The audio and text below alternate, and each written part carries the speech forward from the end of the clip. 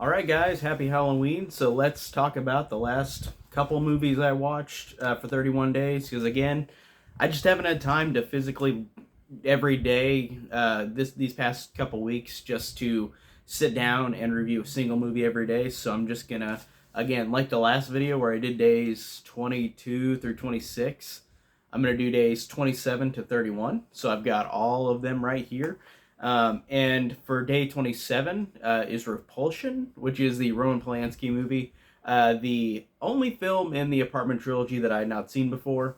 I saw Rosemary's Baby years ago. I saw The Tenant a year ago, I believe. And Rosemary's Baby is great. The Tenant's really great.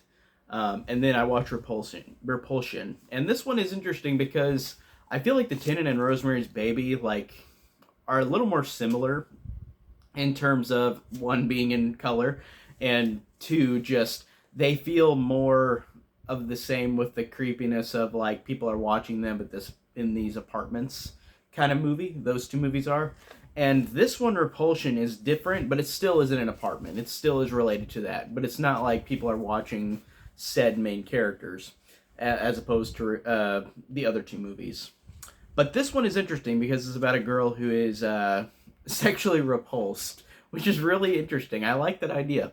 And as this movie goes along, it just becomes this movie of this character breaking down and going crazy. And honestly, like I really dug this one a lot. This was really cool. It surprised me. Well, I mean, I guess it didn't really surprise me because I really loved the other two, but this one surprised me just being a little different than the other two. But I really, really dug the hell out of it. I thought that it was awesome. The main actress is really good. I think all the acting's good. I like how it's in black and white. It really brings that. I don't know how to describe it. It brings that black and white movies, if they're done great, really work for me because I think that they are even creepier than color movies in some ways. But this one just surprised me in that fact, and like I said, the acting's really good. I just think it's a really great slow burn of this character breaking down. I'd say if I had to rank the three Apartment trilogy movies, though, I'd say this is my least favorite out of the three. But that doesn't mean that it's bad at all. Like I thought this was great. I gave it a 4 stars out of 5 on Letterboxd. Um, and I think I gave The Tenant 4.5.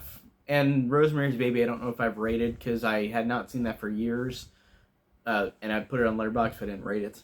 But I'd say if I had to rank these movies, it would probably be The Tenant is the first, and then Rosemary's Baby, and then Repulsion. But that's not to say Repulsion isn't great. This is a really awesome movie and really worth it. So I'm glad I finally got to see this for 31 days.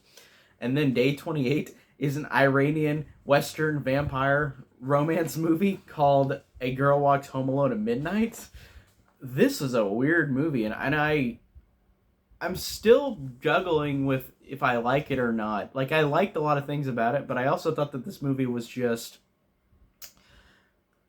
I don't know, like it was slow in a lot of points, but I like the idea. I really like that idea of this being what it is, like being a black and white Iranian vampire western. Like it and it's got a good score, but it kind of rips off other scores. But it's a movie that's really fascinating. Like I did enjoy it and I'm definitely glad I saw it. I just really don't know what I think about it like as a movie or as just a movie that I enjoy. Like if I enjoy it. Like I do appreciate things about it, definitely. It's definitely a unique movie in the horror spectrum, but I don't really know what to think about it, if that makes sense. So I'm not really gonna. I think I gave a rating on Letterbox. Maybe it was a 3 or 3.5 out of 5, because I felt like it gave enough good stuff. But it's also just a very odd movie. But that's a good and a bad thing because I like how unique it is. But that's day 28. Day 29 is not a horror movie, really. It's a comedy movie on Netflix that came out just recently, and it's Hubie Halloween, the Adam Sandler newest Adam Sandler movie. And Adam Sandler, um, very much more misses than hits like with his movies for me. There are some I enjoy, like I enjoy The Waterboy. I enjoyed You Don't Mess with the Zohan, but there's a lot that I think are really not good or not that interesting. or just repetitive, because he's very repetitive in his comedy movies.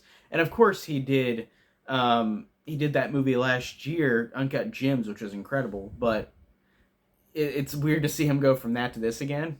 And of course, Adam Sandler in this does the thing that annoys me in the Adam Sandler movies. I don't really like is where he has the annoying gravity voice like this, like gravity. Like it really drives me crazy with the way he talks in this movie, and he does it in a lot of the other movies. And this one is interesting because it has like a million cameos, like most of his movies, and I thought that was interesting. But it's weird. There are a couple jokes that landed, but for the most part, this was not really one that I liked that much. 2.5 out of 5 on Letterboxd.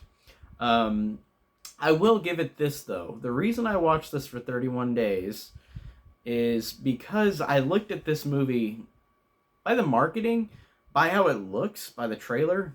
This movie really oozes Halloween. Even if it's not that great of a movie, this movie has such a style to it that made me want to watch it.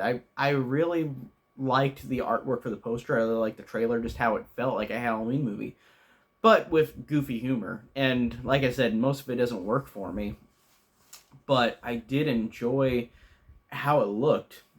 And that's kind of hollow to say, like, oh, it looks good, but it's not that good. But I did enjoy that about it. But the movie isn't good. It's like whatever. Like I said, 2.5 out of 5 on Letterboxd. It's not super entertaining. It's not great. It's got a couple funny moments, and it's got some good like Halloween atmosphere to it. But it's just another typical Adam Sandler movie. Especially after Uncut Gems, it's kind of weird just to watch this again because I wish that he would just kind of do his own like movies like that, like more Uncut Gems or more Punch Drunk Love. Like, do more movies like that, but he just does a lot of his doofy comedies because a lot of people like that, which is fine. But for me, this one was just okay. And then day 30, I watched Don't Be Afraid of the Dark, which I don't know if it's a remake. I'm assuming it is. It just sounds like it's a remake to a movie.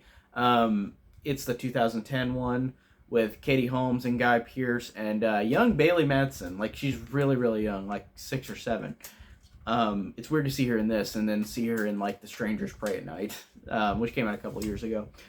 But this movie, I've wanted to see this for a long time. I just have never had the chance.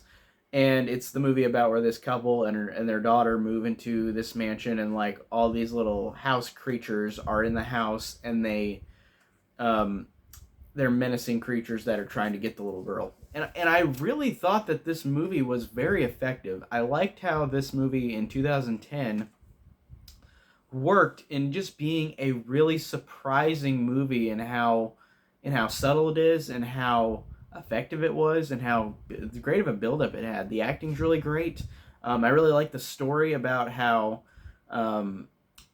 Katie Holmes' character is a new mom in a relationship with the dad, Guy Pearce, and like the daughter doesn't like her. But as the movie goes along, the stepmom, Katie Holmes, is like the one who's trying to save the day. Like, she's the one who cares more about the daughter than the father does. And I thought that's really cool. I really like that. And I just thought they did a great job, all three of them. Like, Katie Holmes is really good in this movie. And I really like her in movies that I've seen her in anyways, but she's great in this.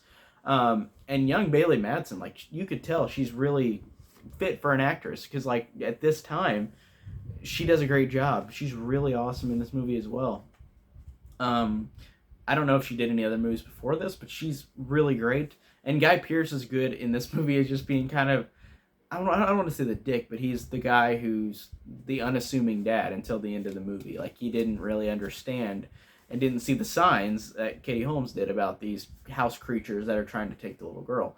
And I thought it was effective. Like, I really liked it. I liked the ending. I liked how it kind of felt like it set up a sequel, but not really. Like, it's set up to where it's still going to go on, but you don't have to have a sequel, and you didn't get a sequel.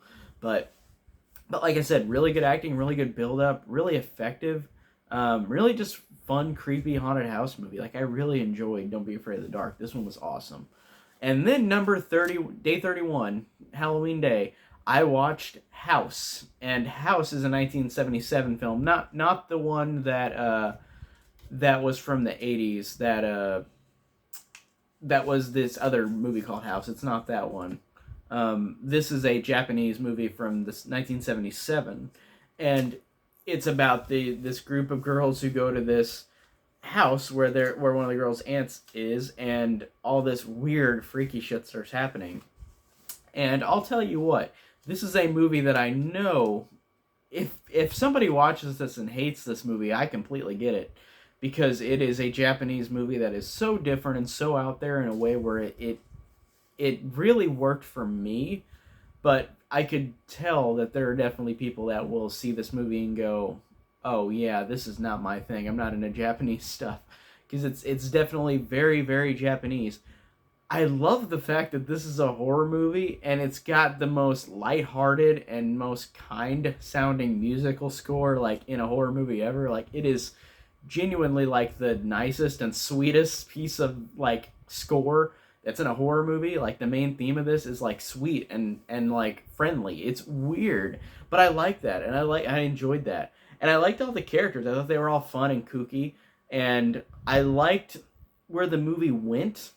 And even though I didn't fully get the movie, and this is the first time I've watched it, I feel like if I watch it again, I might like it more, because on Letterboxd, I was teetering on either 4.5 stars or 5 stars, but I went to 4.5 stars because I didn't fully, like, I really enjoyed the style, the substance, I really enjoyed all the characters in this movie, but at the end of the movie, I was like, but, the movie throughout was still fantastic, though.